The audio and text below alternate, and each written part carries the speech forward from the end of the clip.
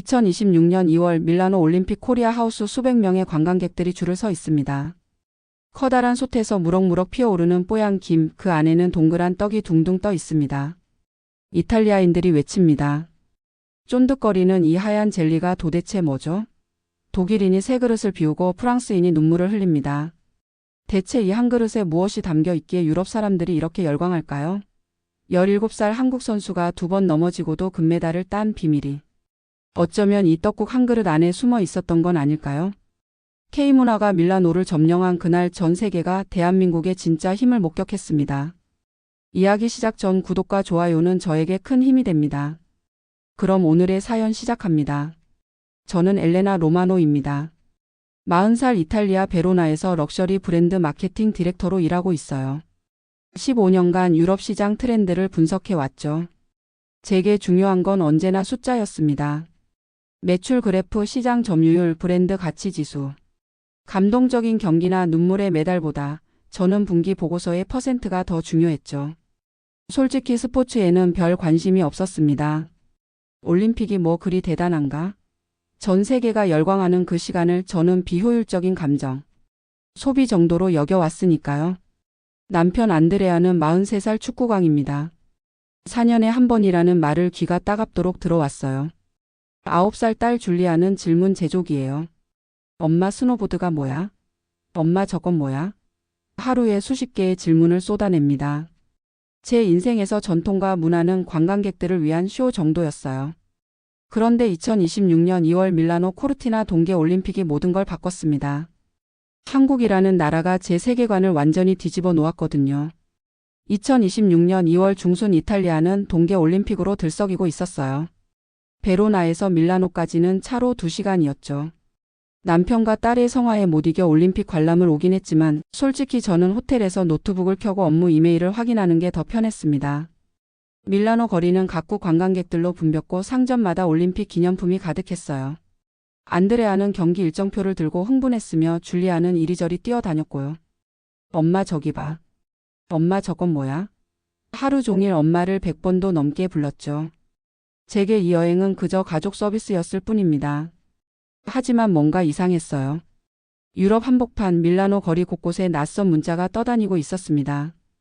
동그라미와 네모 일직선이 섞인 내가 한 번도 제대로 읽어본 적 없는 글자들 한글이었죠. 한국 선수단 깃발, 한국 음식점 간판, 한국 관광객들의 응원 문구까지 어디를 둘러봐도 KOREA라는 이름이 눈에 들어왔습니다. 마케팅 디렉터로서의 본능이 슬슬 자극됐습니다. 왜 하필 지금, 왜 하필 여기서 한국일까? 설상 종목에서는 약세라던 그 나라가 사람들의 대화 한가운데에 계속 등장하고 있었으니까요. 눈이 많이 오지 않는 나라니까 당연하겠지. 저는 그렇게 생각했어요. 그런데 어쩐지 한국이 계속 신경 쓰였습니다. 가슴 한편이 묘하게 두근거렸죠. 2026년 2월 13일 밤. 호텔 방에서 TV를 켰습니다. 스노보드 하프파이프 결승전이었어요. 17세 한국 여자 선수가 나왔습니다. 1차 시기에서 선수가 공중으로 쏟아올랐다가 착지에 실패했어요. 쿵 넘어지며 눈 속에 박혔습니다. 2차 시기에서도 똑같았어요. 해설자가 말했습니다. 이제 끝입니다. 3차만 남았지만 기적이 필요합니다. 저는 채널을 돌리려다 멈췄어요. 그 선수의 얼굴이 화면에 잡혔거든요.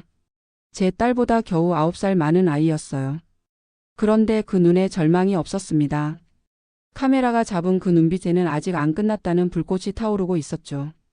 안드레아가 소리쳤습니다. 여보 3차 나온다. 저는 숨을 죽였습니다. 3차 시기가 시작됐어요. 17세 한국 선수가 하프파이프에 올랐습니다. 천천히 그러나 흔들림 없이 움직였죠. 첫 점프. 완벽한 회전. 두 번째 점프에서 하늘 높이 솟아올랐어요. 세 번째, 네 번째, 다섯 번째. 점프마다 관중석이 들썩였습니다. 그리고 마지막 착지. 완벽했어요. 화면에 점수가 떴습니다. 금메달 확정. 한국 최초 설상 종목 금메달이었습니다. 안드레아가 벌떡 일어나 소리쳤어요. 저거 봐. 저게 진짜 스포츠야. 줄리아가 물었습니다. 엄마 저 언니 왜 울어? 기쁜 거야 슬픈 거야? 저도 모르게 눈물이 났어요. 2번 넘어지고도 다시 일어난 17세 소녀. 포기하지 않는다는 게 이런 거구나. 한국이라는 나라가 갑자기 궁금해졌습니다. 다음 날 아침 밀라노 거리는 그 한국 선수 이야기로 떠들썩했어요. 카페에서, 지하철에서, 호텔 로비에서 사람들이 말했습니다. 이제 17살인데 2번이나 넘어지고도 금메달을 땄대. 한국 선수는 진짜 다르더라. 그런데 저는 혼란스러웠습니다. 마케팅 전문가로서 15년간 트렌드를 분석했지만 한국이라는 나라는 제 데이터 밖에 있었거든요. K-팝은 들어본 적 있고 한국 드라마는 주변에서 본다고 했어요. 하지만 그게 뭐라고 이렇게 사람들 마음을 움직일까요? 소녀 하나가 금메달 땄다고 한 나라 전체가 화제가 될까요? 뭔가 더 깊은 게 있다는 생각이 들었습니다. 하지만 저는 몰랐어요. 그게 뭔지. 오후 쇼트트랙 경기를 보러 가는 길이었습니다. 밀라노 시내 중심부를 지나는데 코리아 하우스라는 간판이 보였어요. 역사적인 건물 앞에 사람들이 모여 있었습니다. 건물 안에서 뭔가 고소한 냄새가 퍼져 나왔습니다. 간판에는 동그라미 네모 선이 조합된 글씨가 적혀 있었어요. 한글이었죠. 안드레아가 멈춰 섰습니다. 저거 뭐야? 냄새 좀 봐. 이건 그냥 지나칠 수 없어. 줄리아도 가세했습니다. 엄마, 나도 궁금해. 저는 시계를 봤어요. 경기 시작 30분 전이었죠. 안 돼. 우리 경기 시간 있잖아. 하지만 2대1이었습니다. 제가 졌어요. 입구로 다가갔습니다. 저는 안내판을 읽었어요. 코리아 하우스 한국 문화 체험이라고 적혀 있었습니다. 줄리아가 물었습니다. 엄마, 새해는 1월 1일 아니에요? 지금 2월인데 왜 새해예요? 저도 궁금했어요. 왜 2월에 새해를 하는 걸까? 15년간 마케팅을 했지만 이런 문화 마케팅은 처음이었습니다. 유럽에서 새해는 오직 하나입니다. 1월 1일 샴페인과 카운트다운, 불꽃놀이와 파티로 시작되는 그 하루. 그런데 한국은 2월에 또 새해를 맞이한다고 했습니다. 음력 설날. 제 마케팅 머릿속에서는 곧바로 계산이 돌아갔습니다.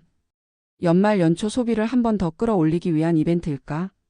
관광객을 모으려는 시즌성 프로모션? 저는 솔직히 그렇게 생각했습니다. 이건 그냥 잘 만든 캠페인일 뿐이라고 그렇게 제 스스로를 설득하고 있었습니다. 하지만 마음 한구석에서는 다른 목소리가 들렸어요. 아니야, 뭔가 더 깊은 게 있어. 드디어 체험 공간에 들어갔습니다. 테이블 앞에 50대 한국인 여성이 서 있었어요. 짧은 검은 단발머리, 베이지색 앞치마, 얼굴 가득 따뜻한 미소를 띠고 계셨죠. 어서 오세요. 한국 설날 체험에 오신 것을 환영합니다. 그 미소가 진짜였어요. 15년간 수백 명의 프로모션 모델을 봤지만 이 미소는 달랐습니다. 마케팅이 아니었어요. 진심이었죠. 안드레아가 물었습니다. 이거 공짜예요? 시식은 무료예요. 한 그릇씩 드세요. 줄리아가 물었습니다. 근데요? 아줌마, 새해는 1월 1일 아니에요? 아주머니가 줄리아 눈높이에 맞춰 허리를 숙였습니다. 좋은 질문이에요. 한국은 음력으로 새해를 지내요. 올해는 내일 2월 17일이 설날이에요. 그래서 오늘부터 특별한 체험 행사를 시작했답니다. 그 순간 뭔가 달라졌어요. 이 사람은 우리에게 음식을 파는 게 아니라 문화를 나누고 있었습니다. 저는 솥 안을 들여다봤습니다. 맑은 국물 위로 하얗고 납작한 타원형이 둥둥 떠 있었어요. 노란 달걀지단, 초록빛 파가 얹혀져 있었죠. 저게 뭐예요? 떡국이에요. 설날에 먹는 한국 전통 음식이에요. 떡국 이름부터 생소했습니다. 하지만 마케팅 전문가의 본능이 발동했어요. 단순한 비주얼, 맑은 국물, 흰 덕. 이건 미니멀리즘의 극치였습니다. 럭셔리 브랜드가 추구하는 철학과 똑같았어요. 저는 떡국을 받았습니다. 첫 숟가락을 떴어요. 국물을 호흡 불고 입에 넣었습니다. 표정이 변했어요. 이거 뭐야? 안 매웠습니다. 전혀 안 매웠어요. 한국 음식은 다 매운 줄 알았는데요. 맑은 소고기 국물이 입안에 퍼졌습니다. 짜지 않고 맵지 않고 그런데 깊은 맛이 있었어요. 담백하다는 말이 이런 뜻이구나 싶었습니다. 떡은 쫄깃하면서도 부드러웠고 씹을수록 고소한 맛이 났어요. 안드레아가 눈을 크게 떴습니다. 여보, 이거 진짜 맛있어. 줄리아도 엄마 하얀 젤리야 하고 말했죠. 저는 두 번째, 세 번째 숟가락을 떴습니다. 아주머니가 말씀하셨어요. 한국에서는 떡국을 먹으면 나이를 1살 더 먹는다고 해요. 아주머니의 말에 안드레아가 농담을 던졌습니다. 그럼 3그릇 먹으면 3살 더 먹는 거네요. 모두가 웃었을 때 아주머니가 고개를 저으며 덧붙였습니다. 아니에요. 1그릇을 먹든 10그릇을 먹든 새해에는 1살만 더 먹어요. 하지만 그 1살에는 의미가 있어요. 나이를 먹는다는 건 그냥 숫자가 늘어나는 게 아니라 한 해를 더 책임진다는 뜻이거든요. 떡국을 먹으면서 올해도 가족을 지키겠다, 주변 사람들을 더 챙기겠다. 고 다짐하는 거예요. 그 말을 듣는 순간 제 손에 들린 하얀 떡국이 더 이상 국물 요리가 아니게 되었습니다. 한 그릇 안에 한 해의 책임과 다짐을 담는다는 개념은 제가 15년간 수백 개의 브랜드 스토리를 만들어 오면서 단 한 번도 떠올려 본 적이 없는 깊이였으니까요. 저는 숟가락을 내려놓았습니다. 머리가 멍해졌어요. 나이를 먹는다는 게 그냥 숫자가 올라가는 게 아니라 책임이 늘어나는 거라니. 이탈리아에서는 생일에 케이크를 먹고 축하받지만 이런 의미를 담아 먹지는 않았거든요. 15년간 마케팅을 하면서 수백 개의 브랜드 스토리를 만들었지만 한 그릇의 음식에 이런 깊은 철학이 담길 수 있다니 제 세계관이 흔들렸습니다. 저는 빈 그릇을 내려놓았어요. 그리고 결심했습니다. 더 알고 싶다. 이 나라가 뭔지, 왜 한국의 17세 소녀가 포기하지 않았는지, 왜 떡국 한 그릇에 이런 의미를 담는지 마케팅 전문가로서가 아니라 한 사람으로서 알고 싶었어요. 안드레아가 3번째 그릇을 비우며 말했습니다. 여보, 나 한국 좋아질 것 같아. 저도 같은 생각이었습니다. 부스 안쪽으로 들어갔어요. 알록달록한 옷들이 걸려 있었습니다. 한복이었어요. 줄리아가 분홍색 한복을 골랐습니다. 저도 청록색 한복을 입어봤어요. 한복을 입고 난 뒤 거울 속에 낯선 여자가 서 있었습니다. 허리는 자연스럽게 펴지고 어깨는 내려앉고 눈빛은 부드러워졌습니다. 그게 저라는 사실을 받아들이는데 잠시 시간이 걸렸습니다. 그때 아주머니가 제 한복을 가만히 바라보며 말했습니다. 청록색은 평화를 뜻해요. 마음이 고요해지고 주변과 조화를 이루는 색이죠. 평화, 그 단어가 제 가슴에 천천히 가라앉았습니다. 경쟁사와의 전쟁, 실적 압박, 시장. 점유율 싸움 속에서 살아온 지난 15년 동안 제 사전에는 없던 단어였습니다. 그런데 지금 이 청록색 한복을 입고 제기차기를 하며 아이처럼 웃고 있는 저는 그 단어를 처음으로 몸으로 이해하고 있는 것 같았습니다. 안드레아가 제기를 찾다가 독일인 아저씨 등에 맞췄어요. 저는 긴장했습니다. 그런데 독일인 아저씨가 웃었어요. 하, 이게 뭐예요? 나도 해볼래요? 광장이 웃음바다가 됐습니다. 독일인, 프랑스인, 일본인, 이탈리아인. 말은 다 달랐지만 웃음소리는 같았어요. 저는 깨달았습니다. 이게 문화의 힘이구나. 국적도 언어도 다르지만 함께 웃고 함께 놀 수 있게 만드는 힘이었죠. 한복 체험을 마치고 다른 공간으로 이동했습니다. 이번엔 세배를 배웠습니다. 무릎을 꿇고 절을 했어요. 새해 복 많이 받으세요. 아주머니가 손을 잡아주셨습니다. 아이고 고마워요. 당신도 올해 행복하고 가족과 함께 건강하게 지내세요. 그 따뜻한 손길에 눈물이 날 뻔했어요. 세배를 배우며 서툴게 허리를 숙였을 때 한국인 할머니 한 분이 줄리아에게 다가오셨습니다. 흰머리를 단정하게 묶고 고운 한복을 입은 그분은 손을 내밀어 줄리아의 손을 꼭 잡았습니다. 이쁜 아가씨네. 오래오래 건강하고 행복하게 자라렴. 줄리아는 서툰 한국어 발음으로 감사합니다 라고 말하며 고개를 깊이 숙였습니다. 저는 그 모습을 보며 목이 뜨거워졌습니다.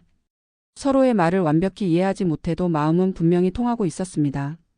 아마 한국 사람들이 말하는 정이라는 게 이런 걸까? 처음으로 가슴으로 느껴지는 순간이었습니다. 코리아 하우스를 나설 시간이 됐습니다. 오후 햇살이 따스했어요. 올림픽 경기장에서는 함성이 들려왔습니다.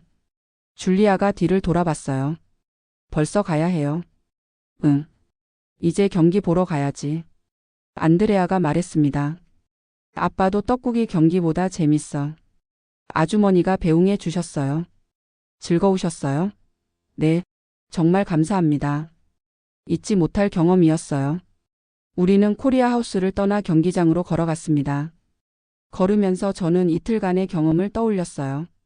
며칠 전 TV에서 본 17살 한국 스노보드 선수가 1차에서 넘어지고 2차에서도 넘어지고 그래도 포기하지 않고 3차에서 금메달을 딴 그 모습. 그게 한국에 대한 첫인상이었습니다. 포기하지 않는 나라. 그리고 어제와 오늘 떡국 한 그릇에 담긴 의미. 한 살을 더 먹는다는 건 한 해를 더 책임진다는 뜻이었죠. 한복에 담긴 마음. 옷은 그냥 입는 게 아니라 마음을 담는 것이었어요. 제기차기와 윷놀이에서 느낀 즐거움. 말이 달라도 웃음은 같다는 것. 세배에서 받은 따뜻함. 세대와 세대가 이어지는 것. 저는 올림픽을 보러 왔습니다. 스포츠 경기를 보고 관광하고 사진 찍으려고 왔어요. 그런데 저는 지금 스포츠보다 더 큰 것을 보았습니다. 한 나라의 마음을 보았어요. 안드레아가 말했습니다. 여보, 한국 좋아. 정말 좋아. 저도 같은 생각이었습니다. 경기장에서 함성이 들렸어요. 누군가가 메달을 땄나 봅니다. 올림픽은 계속되고 있었죠. 하지만 저에게는 이미 금메달보다 귀한 것을 받은 기분이었습니다. 떡국 한 그릇, 한복 한 벌, 제기차기 한 번, 세배 한 번. 그 안에 담긴 한국의 마음이었어요. 새해 복 많이 받으세요. 이 말이 이제는 그냥 인사가 아니라 진심으로 느껴집니다. 복 많이 받으세요. 건강하세요. 사랑하는 가족과 함께 하세요. 이탈리아 베로나에서 온 로마노 가족은 올림픽을 보러 밀라노에 왔다가 코리아 하우스에서 한국 문화를 만났습니다. 며칠 전 하프파이프 위에서 2번이나 눈 속으로 곤두박질 치고도 3번째 도전을 택했던 17살 한국 선수처럼 한국은 넘어져도 포기하지 않는 나라였습니다. 그리고 오늘 떡국 한 그릇에 책임을 담고 한복 한 벌에 평화를 담고 세배 한 번에 따뜻한 마음을 담는 한국을 보며 저는 확신하게 되었습니다. 한국이라는 나라는 단지 유행하는 K문화의 나라가 아니라 넘어질수록 더 단단해지는 마음을 가진 아주 특별한 나라라는 것을요. 그리고 그 안에는 가족을 향한 깊은 사랑이 있었어요. 새해는 1월 1일만 있는 게 아니었습니다. 달이 정해주는 새해. 음력 설날. 올해는 2월 17일입니다. 여러분은 떡국 드셨나요? 가족과 함께 따뜻한 떡국 한 그릇 어떨까요? 새해 복 많이 받으세요. 건강하시고 행복하시고 사랑하는 사람들과 함께 하시길 바랍니다. 다음에 또 좋은 이야기로 찾아뵙겠습니다. 오늘도 끝까지 들어주셔서 고맙습니다.